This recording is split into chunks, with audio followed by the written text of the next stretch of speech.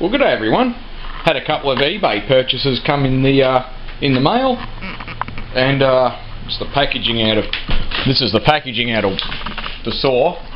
And this is all the packaging, very well packed actually. That this came in, and seen one of these before?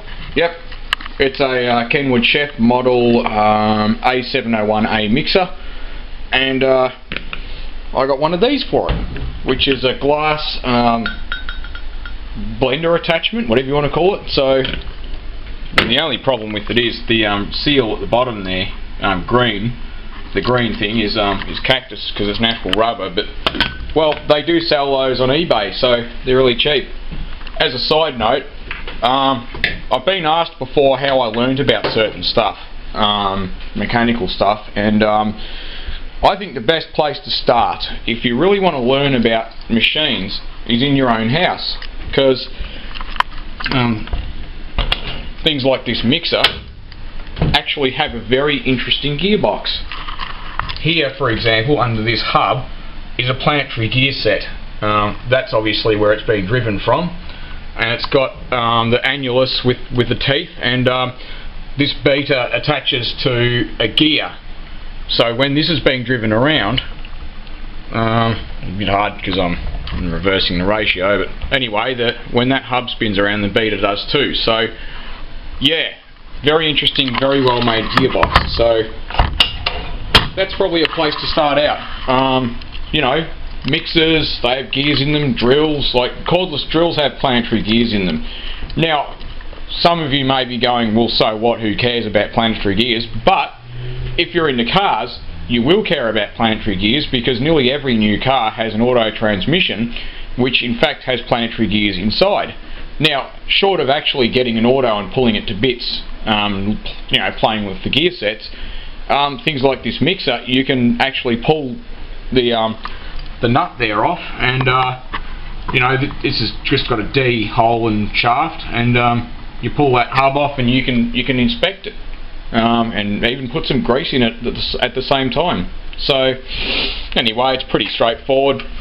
You flick that lever at the back like I just did, that comes off. It has a little peg there, and if you don't know what that does, it's got a little pin there, and that's a clutch. So when you push when it's pushed down, it engages drive with the gearbox under that cover. When the back cover's not on it, got no drive. So this is pretty straightforward. Got an aluminium alloy, I assume die cast, or just, yeah, looks like a die cast to me. You know, I guess you'd call it it's like a dog, I suppose. Like, you know, it's got the couple of, you know, tags that stick out, and it engages with that there. It's a bit hard to do it with one hand, but yeah, the seal's cactus, but there you go, that's it. So that's the Kenwood Chef, and these can go for between about 20 and $100. I missed out on one the other day that went for 90.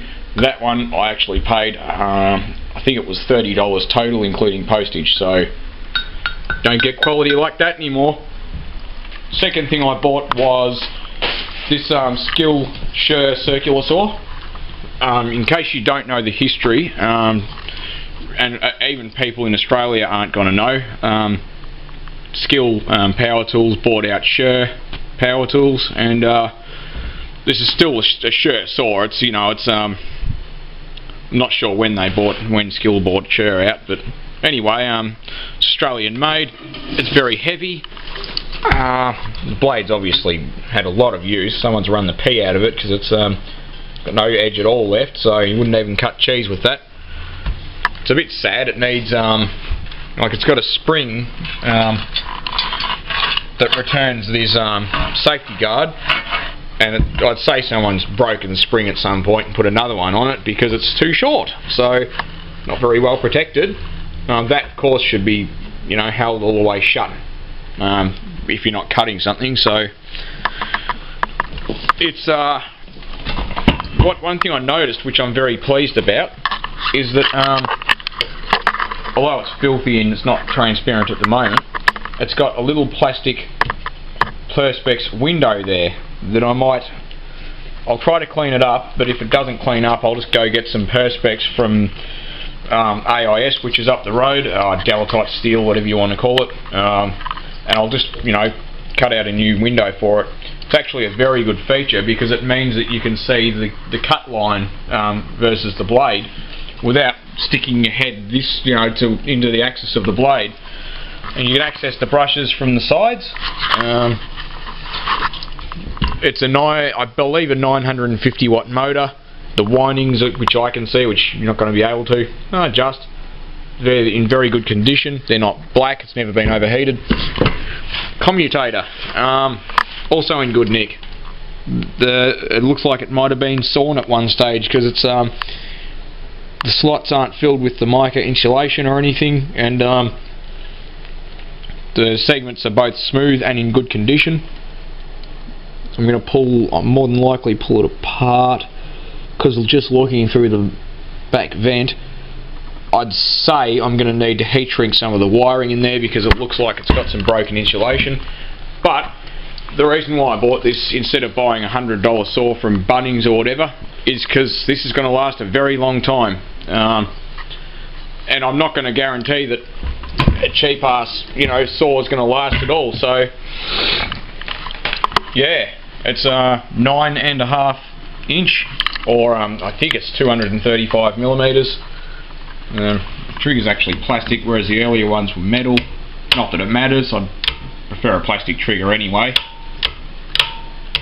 It seems to work. Haven't test run it yet, but I'm going to pull it apart and replace the bearings for this main drive shaft.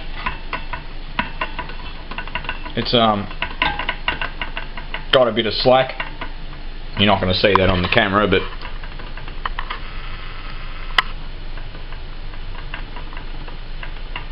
yeah, anyway, it's got some slack, needs a couple of bearings replaced. The motor, I believe, is ball bearing, not bronze bush. Like the sher drills were bronze bushes, but yeah, it's got no oil hole in the back like the drills did, so I think that's actually actually ball bearings. So I don't know, I'll just replace whatever needs replacing. The wiring, I'll just probably heat shrink it. Well, thanks for watching, everybody. So I'll do a video when this is fully rebuilt of it actually running. I've been told it runs and it's fairly quiet. Yeah, really well made old power tools. If you can get them, do them up, hang on to them, because they last a very long time, and I can't guarantee you're going to get much use out of any cheap new power tools, expensive or otherwise.